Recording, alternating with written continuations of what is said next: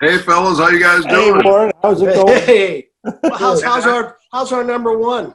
Tommy Scott, I didn't know what happened to you, man. What Where'd do you you mean? What happened to me? Where'd you go? I haven't seen you in centuries. Uh, I've even seen Ed Jones in Canada before you since I've seen you.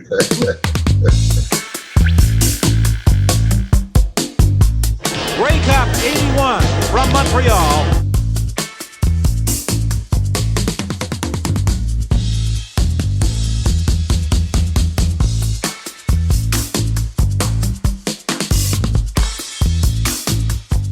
I am so pleased to be joined by members of the 1981 championship Edmonton Eskimos.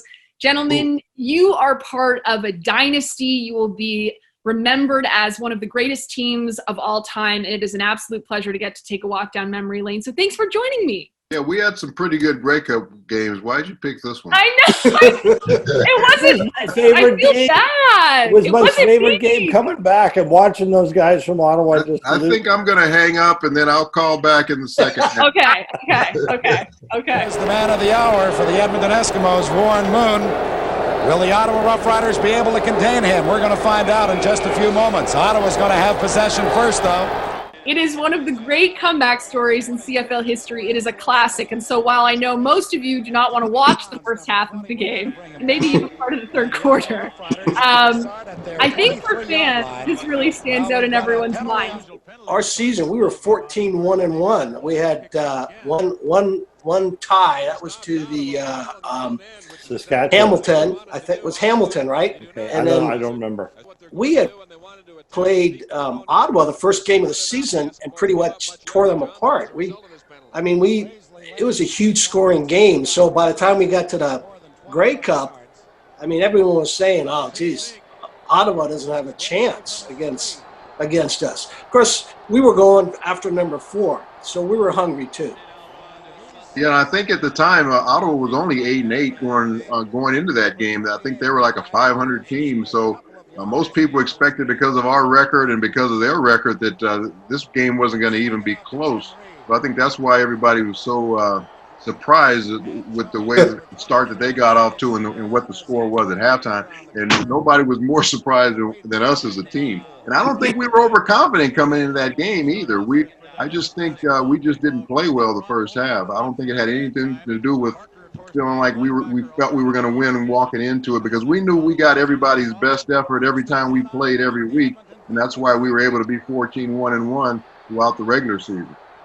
Well, I do think, too, though, that when J.C. Watts joined Ottawa, that really changed their fortune. He didn't join them until partway through that season, and they were really coming on at the end of their playoffs were very good. They were a good team. Their record didn't show it, but they had put some pieces together at the end of their season that put them in really good position. And they were hungry. I mean, we were very much favored to win, and we were supposed to walk over them. And I think they took that as a challenge. The one thing, though, that I always love to think about is how surprised they were when they got up so quickly. And, they honestly thought at that point they were going to win the game. And I think from our point of view, certainly from mine, I always thought that they didn't have a chance. They weren't going to win it. It didn't matter how far they were going to get ahead. We were going to be able to come back. And that was the best part. I've always said this was the most fun game I ever played in my entire CFL career. I love this game. It was because of the way that we came back. I loved it. Your teammates are laughing at you for that. I know. I loved it. I thought this was the best thing ever because they thought they were going to win, and we knew they were. This was so much fun. I feel like we just couldn't get into an offensive rhythm on our side of the ball, and a lot of that had to do with me. Part of it was we played in some Western finals where it was like minus 40 Celsius or something like that, and I didn't have any problems throwing the football, but for some reason on that day, because of the combination of the cold and the wet, I could not get a good grip on the football, and I just could not throw the football the way I was capable of throwing it. I don't know why I was so bothered by the weather conditions and that, based off of what we had played in some of our Western finals in Edmonton.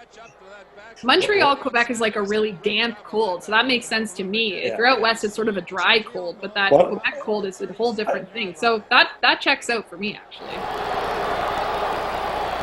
The toss goes to Platt.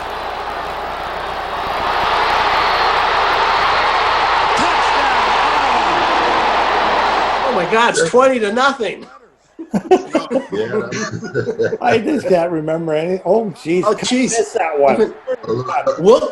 How do you miss? Where's Cuddy? Hey, yeah, Where the heck is he? He missed it. All he's got to do is kick the ball. I think he made a big one at the end of the game, right? He was huge for us.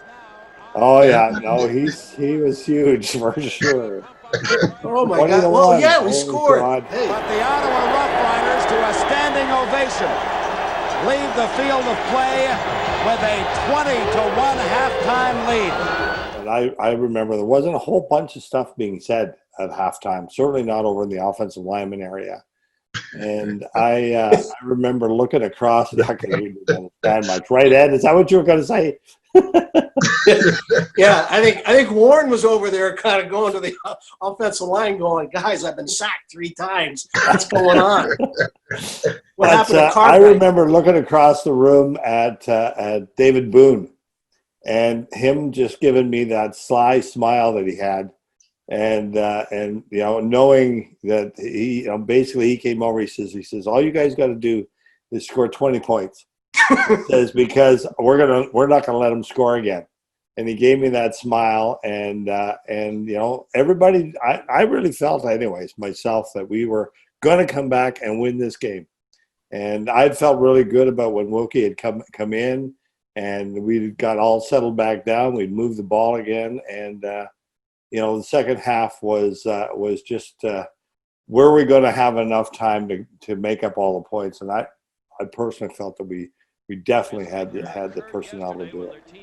Yeah, there was a few guys that spoke up at halftime, and we talked about how much we were a better team than what we were showing, and let's go out there and play Edmonton Eskimo football. And the great thing about our team, we didn't have to say a whole lot to each other. It wasn't a lot of rah-rah speeches, but it was something about we had a look that we could just kind of look at each other and say, okay, it's time to go. And that's in any game, whether it was regular season or playoffs. We just had a feel and a look that it's time to turn this thing up and let's go and win the football game. And that was what was so great about playing with that football team. Yeah, we had a great trust in what each of us could do. We didn't have to overcover anybody because we thought somebody was weak. No, everyone out there on that field had a responsibility, and we all had faith in that person to get that job done. We knew we were going to come back. What's the point of coming out in the second half if you don't think you're going to come back? And we had to do it in a few other games during the season, and this game is no different. Just, I think the games that we did lose, it was not because we lost, it's because we ran out of time. Yeah, and I think because the way our head coach was, his personality too, he never panicked about anything, and he was so low-key. He wasn't a rah-rah speech guy either. He barely said 4 or 5 words before we went out on the field. And we just knew that we had to get it done as a team, and we had great leadership on those teams. Well, I remember one of his favorite speeches. I love the speech. I go up to him afterwards and say this just as we're running out of the field. And he'd come out and he'd go, well, they showed up. And I'd go up to him after that speech and I'd say, oh my God, Coach, that's the best pregame speech I've ever heard. That's got me so jacked up. It's unbelievable. And he'd look at me and said, get out there. Hugh Campbell attempting to do something no other coach before him has done, win 4 consecutive Grey Cups. Huey's concerned, understandably. He brings his club in here with a record of 14-1-1. He really understood his personnel. He knew everybody's personality. He knew which buttons to push with every guy on the team. Whether it was a guy that a guy that liked to hang out and party a lot, or if it was a guy that had 3 or 4 kids at home and was a family guy. Depending on who it was, he knew exactly how to handle that particular person. And I thought that was what one of his biggest strengths was putting together the right guys. Because he did most of the personnel as well, and he did a great job of putting together the right chemistry of guys that would fit together. Yeah. 1st and 10, Edmonton from the 15.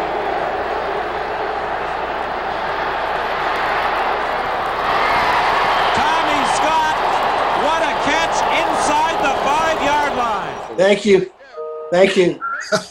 That was in between about 4 people. I think that might have been my first catch of the day right there. Oh, there. Oh, geez, look at that. He got up off the ground. You see how high I got for a little guy? Oh, he got up the ground about 6. He could really leap. I extended. You extended. Oh. Anyway, Yeah, now we're starting to roll. We're clicking. We're looking like the Eskimos of old right now. I mean, marching the ball down right then. That's when the turn was. That's when we knew right then. This is it. We're rolling. Defense is stopping them, and we're just going to keep rolling, keep the ball away, and score. You can see those booties getting tight over there on the other side of the ball. Those white jerseys were starting to get tight, boy. They saw it coming back. Yeah. Diving into the end zone as the Edmonton Eskimos score their first touchdown of Grey Cup 81. Well, I said about 3 minutes ago, Ron, is the momentum shifting? I asked the same question again. That hurts you a little bit when you're playing on a lot of emotion and you give the field position up and they put it in the end zone. You've got to come back now, and if they don't come back after this kickoff with a couple big plays, the momentum is definitely shifting. There we go. Good little fumble. There we go. There we go. Okay. Strip that baby. I had to give up my blanket. Yeah. Geez, we got to go back out. Dang it. Why'd you guys get a turnover? I was just getting warm. All right, they've got their short yardage unit in. It's 3rd and goal from the 1. Moon keeps. Touchdown. Oh, there's one right Look at that power. Number 57. Who was that center that drove that? Look at that, right over that number 57 there. He just followed right down over top. Just followed right behind old 57. Look at Coach walking with his hands in his pocket. The best set of buns I ever played for. Ever put my hands under. Oh, look at that right there. Just can't stop that guy. Oh, if you only know how bad the knees and the back is now. Is it intercepted? Very high. Larry. Oh my gosh. I didn't know what a turnaround. Played this bad in the second half. You guys got to realize, weren't we the number 1 defense in the league? Yes. Big deal. We didn't have too bad of an offense either in the league. Going 14-1-1. Well, you notice we did a lot of talking when we weren't playing well. Now that we're playing well, nobody's talking. We want to watch the game. On being inducted into the Football Hall of Fame. Warren Moon getting away from pressure. He's got a receiver. Tommy Scott open. And Scott goes out of bounds at the 40-yard line. Another big catch by number 22, Tom Scott. God, look at him, 30. Wow. Oh, Lord, goodness. I was one of the old I wanted to know if they had his height on that one, though. 178 pounds. He hasn't seen 178 pounds in 40 years. Yeah, 178 pounds. When was the last University of Washington. University of Washington. Go Dogs. Yeah, they stretch. They stretched me. They did. Oh, man. Oh, that's funny. There we go. Is that Waddell? Oh, no.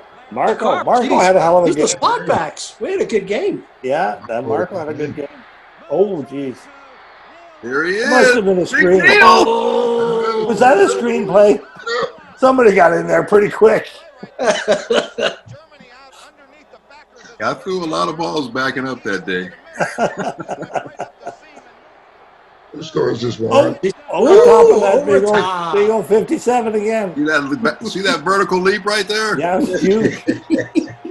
It's not there anymore. I just want you guys to know that. Well, a big 2-point conversion attempt by the Edmonton Eskimos. They roll to that right side, pressured by Ottawa. The pass into the end zone. The score is tied. That 2-point convert ends up tying up the game at this point. So you guys have now clawed your way back. You're unbelievable. 20-0. Yeah, there's a lot of debate in the broadcast about whether you go for the 2 points. You do, and it's kind of actually an electric 2-point convert that you end up getting there. unsurprising What's the defense. score now? Look at that defense. Oh, Time is really ticking down, so I will let you guys kind of take us home here. But I will say, just as we watch this, that this victory capped the largest successful Grey Cup comeback in CFL history, erasing that 20-point deficit and winning the game on this 27-yard field goal coming up by Dave Cutler with 3 seconds left in the fourth quarter. Definitely a team win though, because we needed every person on our team to win this game, whether it was offensively, whether it was defensively, whether it was special teams. Everybody had to contribute to this for us to come back and win this game. And our defense set the tone in the second half by just not allowing them to gain a point. They created turnovers and gave us a chance to get back into the ball game. That's the reason why we won this game, was our defense. Yeah, well, it usually is defense. Defense wins championships, except for our third.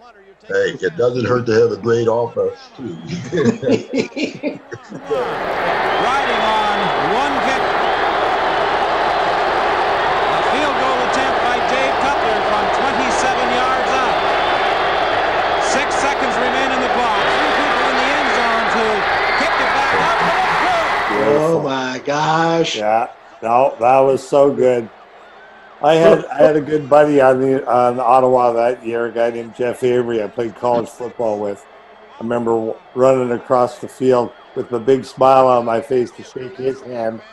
He doesn't even talk to me anymore about this game. He won't even. We went to Hawaii after this game, and he wouldn't even talk to me about it. And that is the ball game. And the Edmonton Eskimos add another page to the CFL record book, the first team to ever win 4 consecutive Grey Cups. Woo! Congratulations, guys. Go get Thank warm. Where's the shower? Yeah. That's all I wanted to know. Thank you, defense. Yeah, did that. No, that was a total team effort. Yeah. So It really was. every championship team seems to be marked by something for each individual, and it seems to be really unique. Either it's a time in your life, it's the first one with your kids, it's your first Grey Cup. It's marked by something monumental, whether it's an attitude of the team or something that's happening in your personal life. So my question for you is, for this 1981, this big comeback, what was it about this year, when you think about it, that marks it exceptional to you? Well, I'll that's Warren there. Hey, we're finally get to see you. Good time. I would say being in the league as long as I was, the Edmonton Eskimos of the 50s, the Jackie Parker, the 3 in a row was the standard. I mean, that was the top shelf. I mean, 3 in a row, those guys did what they did. And when we got to 3 in a row and tied that record, I mean, we all came back the next year. And the fact that we were such a huge family, our kids, we were married at the same time. We had kids at the same time. Our kids played with each other.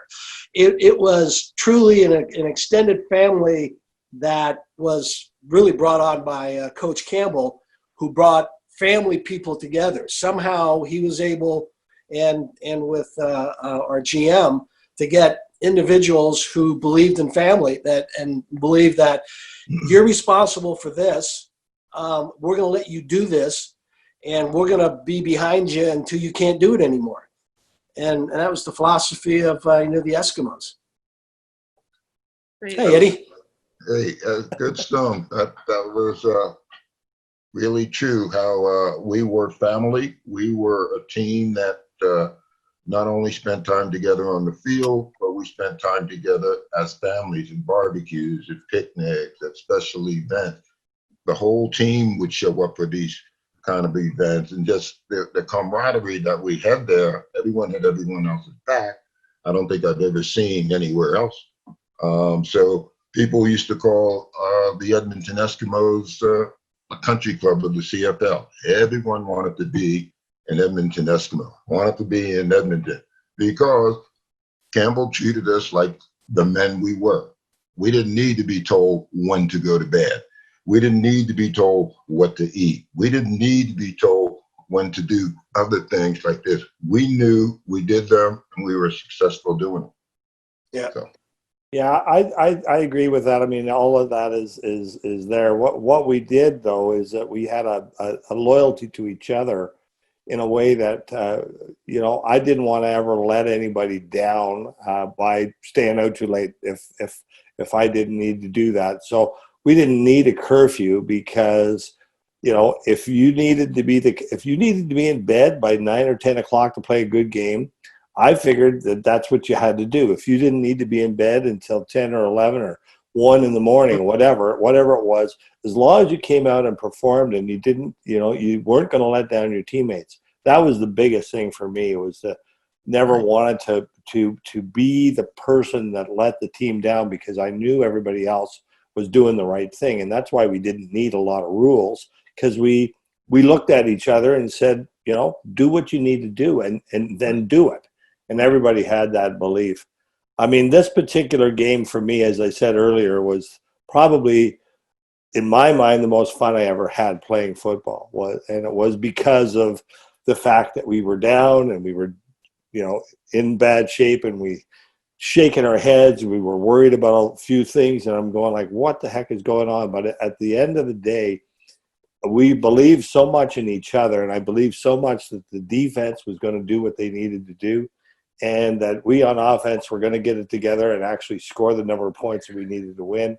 And I watched the eyes of the guys across from me playing in Ottawa, and all their excitement, and they were so excited about being ahead, and they were so excited going in at halftime, and then watch all of that drain out of them as we came back, and then going, oh my God, they're going to do it to us again. And that's, when that happens, that's the best feeling ever, to be able to do that to somebody. It's terrible to say, but it's the best feeling. Vern, what stands out to you about this year? Me? I played another 19 years after that season, believe it or not. And, yeah, I know. I never was on a team after that, except for maybe the next year's team that won another cup, that had the type of chemistry, that had the type of closeness, that had the type of love for one another that those teams had. And you didn't realize it when you were in it, because you were playing in it, and you were just competing and trying to do the best you could each and every year. But as I stepped away from it for a while, and now that I've retired, you understand how special that time was, that we won 5 straight championships in a row, and nobody in professional sports has done anything close to that. Since we did that. There's been teams that have won 3 in a row. Nobody's won 4 in a row, and definitely nobody's won 5 in a row. So that right there makes us stand out as a very, very special unit.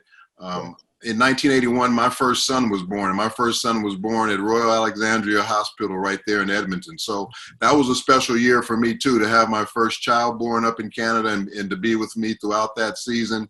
And then also, that was my first year starting, because Wilkie had started my first 2 years and we had split time.